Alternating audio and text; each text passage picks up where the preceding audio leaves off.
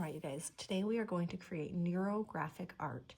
Neurographic art is a therapeutic meditative drawing style, and it was developed by a Russian psychologist whose name I'm going to mispronounce in 2014. His name was Pavel Piskarev, and it's supposed to use free-form lines that have rounded intersections, and it's meant to kind of reduce stress, help you process emotions, be mindful, and bridge that conscious and unconscious mind.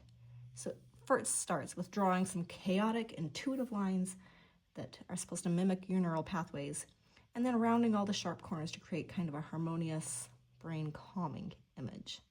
So first, we start with what's called a brain dump, okay? We are going to have a piece of paper, 9 by 12. Orientation doesn't matter whether it's in landscape or portrait, because this is going to be abstract and non-representational. Then we are going to draw some lines, and we're going to listen to some music while we draw the lines. So you guys aren't drawing them yet, but I'm going to put on some music, and I want you guys to just draw some lines. I'm being pretty mindful with my lines, just kind of letting them slide around. But what I'm not doing is just scribbling, because that would create too much chaos. So I'm fine with some chaos. Let's do kind of but the first 2-3 minutes, we're just going to create some lines. We're going to listen to some music, and we're not trying to draw anything. We're just letting our hand kind of take control while we draw.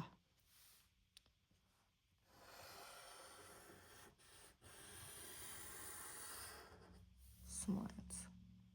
Okay. Add a little bit of chaos in here.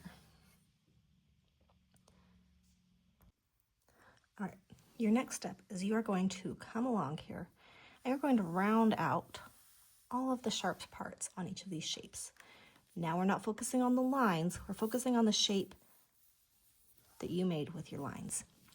We can't control the emotions that we feel. We can't control, choose whether or not we feel hurt, whether we feel angry, or whether we feel sad.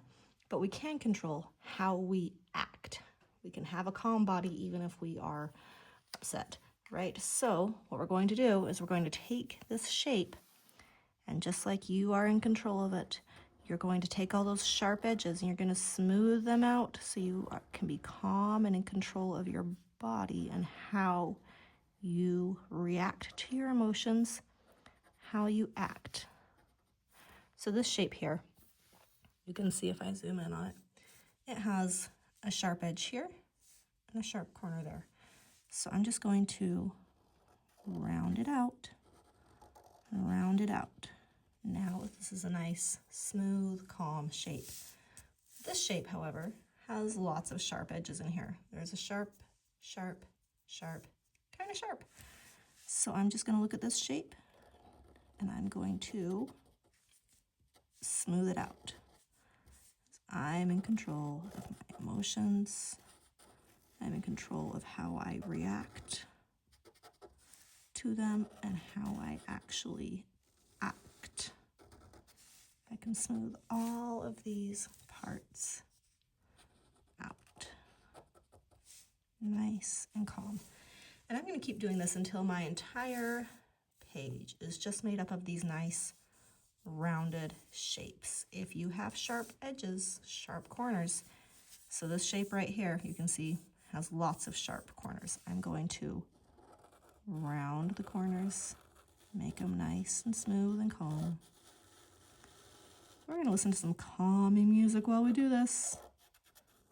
Make it nice and calm and round. If you need to replace your marker, you don't need to raise your hand and ask. You just go up, put the marker in upside down so people know that one's a bad one, and get a new marker. We are just smoothing out and calming down all of these shapes. Before we move on to the next step, you will have to pass this off to Mrs. Wilson, and she will check to make sure that everything is rounded. There are no sharp leftover bits.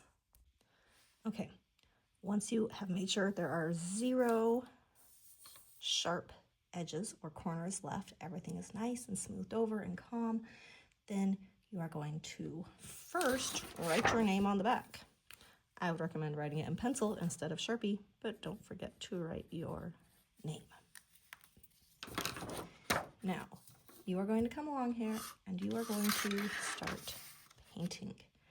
As a reminder, our procedure when we paint is that we go water, then paint, then paper. If I want to mix colors, I need to mix colors in the lid of my palette. I never, ever, ever want to mix paint in my paint pans because that ruins the source, right? So if I wanted to switch colors, I would, instead of going straight to another color, I would get my water cup and I would do tap, tap, tap, swirl, swirl, tap, tap, tap, swirl, swirl. Now I can pick a new color without ruining my old color. However, if I would like to mix colors, the way to do that is to get some of my color, put it in my lid, need quite a bit up here. Then I'm going to tap, tap, tap, swirl, swirl, tap, tap, tap, swirl, swirl. And then I can pick another color, add it to it, and change my color. So when we paint this, we want to make sure that no 2 shapes that are touching each other are the same color. So what I actually recommend doing is getting your color and painting 3 or 4 shapes with it before you move on to another color. So I'm going to paint 3 shapes that are not touching each other with this blue that I created. And then I'm going to, oh, I have enough for one more. Let's do this one over here. Okay. Now I'm going to switch to a different color. Maybe go back to this turquoise, the cyan, and paint 3 to 4 other shapes, making sure none of them are touching. All right. So you're going to make sure to stay within your lines. This is kind of a mindfulness thing. We're not going fast. We are filling in each shape. Now, if you paint this whole thing, your next step will be to come around and all of your dry ones, my orange isn't quite dry, but I hope it'll work anyway. I'm going to come back and I'm going to paint just around the outside edge of that, kind of a border here. Okay. You can have it, is this one dry enough that I can do that? If you've mixed a color and you're out, just find one that's close to it. You can have it kind of be subtle, but I do want to add this little layer of value to kind of give these shapes form.